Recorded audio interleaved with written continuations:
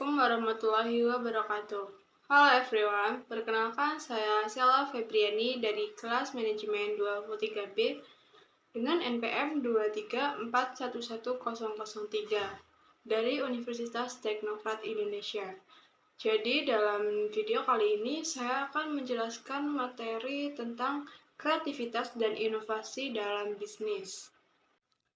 Kreativitas dan inovasi dalam bisnis merupakan dua elemen penting yang mendorong kesuksesan dalam dunia bisnis. Keduanya saling terkait erat, di mana kreativitas adalah kemampuan untuk menghasilkan ide-ide baru dan orisinal. Sedangkan inovasi adalah proses penerapan ide-ide tersebut menjadi solusi praktis yang memberikan nilai tambah bagi bisnis. Nah, mengapa sih kreativitas dan inovasi penting dalam bisnis? Yang pertama, karena dapat meningkatkan daya saing. Di pasar yang kompetitif, bisnis yang kreatif dan inovatif dapat menonjol dari pesaingnya dengan menawarkan produk, layanan, atau model bisnis yang unik dan menarik. Yang kedua, karena memenuhi kebutuhan pelanggan. Pelanggan selalu mencari solusi baru dan lebih baik untuk kebutuhan mereka. Bisnis yang kreatif dan inovatif dapat mengidentifikasi dan memenuhi kebutuhan ini dengan lebih baik, sehingga meningkatkan kepuasan pelanggan dan loyalitas. Nah, selanjutnya yaitu karena untuk meningkatkan keuntungan.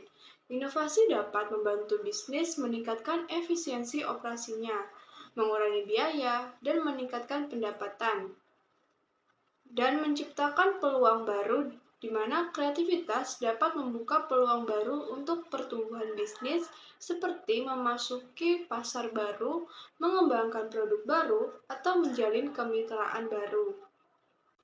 Bagaimana sih cara meningkatkan kreativitas dan inovasi dalam bisnis? Nah, yang pertama yaitu dengan membangun budaya yang mendukung kreativitas. Ciptakan lingkungan kerja yang mendorong karyawan untuk berpikir kreatif dan mengambil resiko. Berikan penghargaan atas ide-ide baru dan dorong kolaborasi antar karyawan. Yang kedua yaitu dengan berfokus pada pelanggan. Pahami kebutuhan dan keinginan pelanggan dengan baik. Gunakan umpan balik pelanggan untuk menginformasikan proses inovasi Anda. Yang ketiga yaitu dengan terus belajar dan beradaptasi. Dunia bisnis selalu berubah. Penting bagi bisnis untuk terus belajar dan beradaptasi dengan tren baru dan teknologi baru.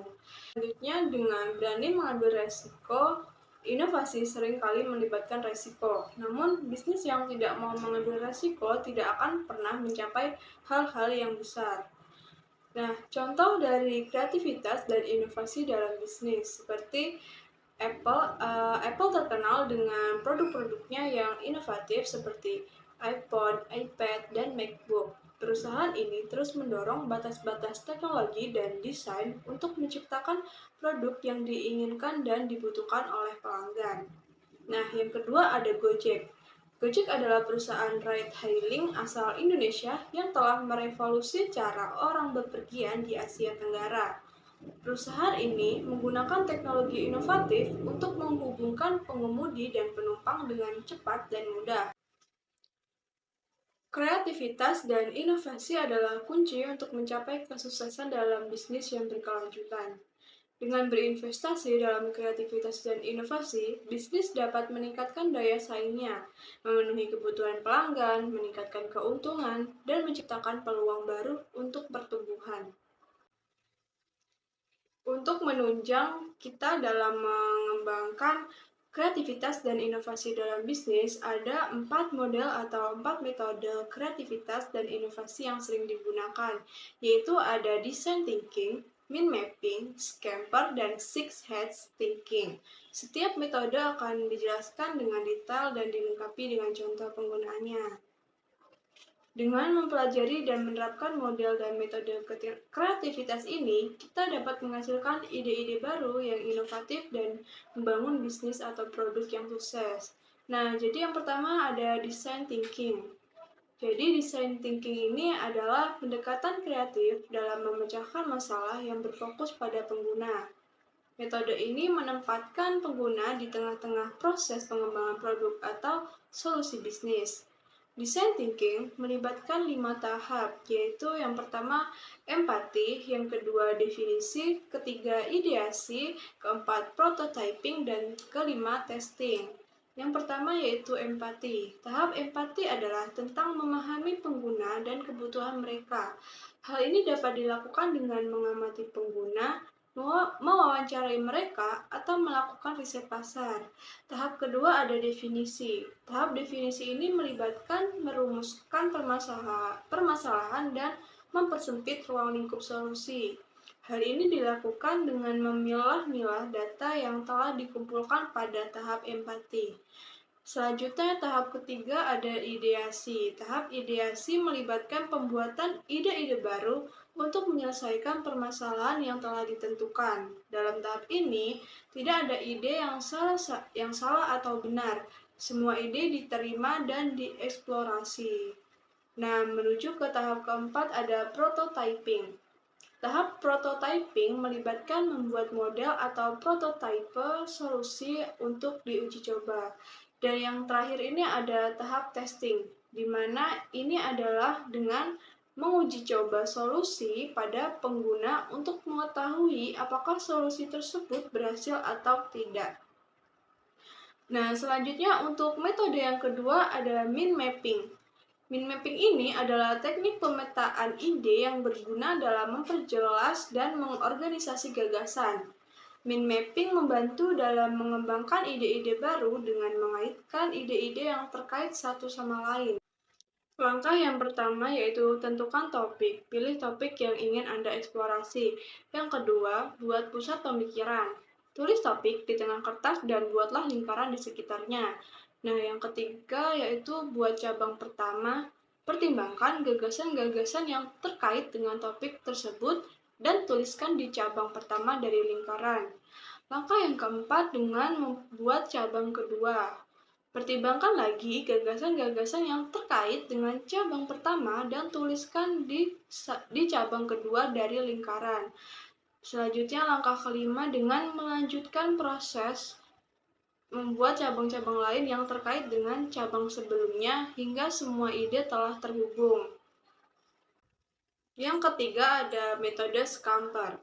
Scamper adalah akronim yang mewakili 9 teknik untuk mempertanyakan dan mengubah suatu ide. Scamper membantu dalam merangsang kreativitas dengan mengajukan pertanyaan tentang ide yang sudah ada dan mencari cara untuk mengubahnya agar menjadi lebih baik. Yaitu Scamper adalah singkatan, yaitu S mewakili substitut atau ganti. Coba cari bagian dari ide yang dapat diganti dengan ide atau elemen yang lebih baik.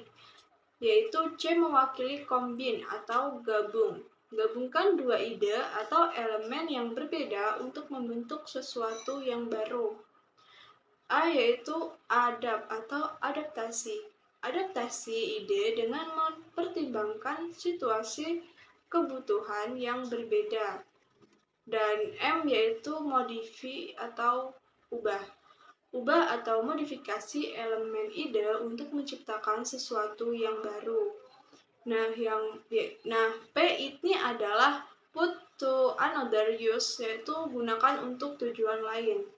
Cari cara untuk menggunakan ide atau elemen yang sama untuk tujuan yang berbeda. Nah, E ini adalah eliminate atau hapus. Hapus elemen dari ide yang tidak diperlukan. Dan yang terakhir ada R yaitu sebagai reverse atau balik. Balik elemen dari ide untuk menciptakan sesuatu yang baru. Metode yang keempat ada Six Thinking Hats. Six Thinking Hats adalah berpikir dengan 6 topi. Metode ini dikembangkan oleh Edward de Bono. Sixteen Hats adalah metode kreativitas yang memungkinkan kita untuk melihat suatu masalah dari berbagai sudut pandang yang berbeda. Dalam metode ini, setiap topi berwarna berbeda dan mewakili sudut pandang yang berbeda pula. Itu saja yang bisa sampaikan dan sharing tentang kreativitas dan inovasi dalam bisnis. Semoga apa yang saya sampaikan bisa teman-teman terapkan dan menambah pengetahuan teman-teman nantinya. Saya akhiri, wassalamualaikum warahmatullahi wabarakatuh.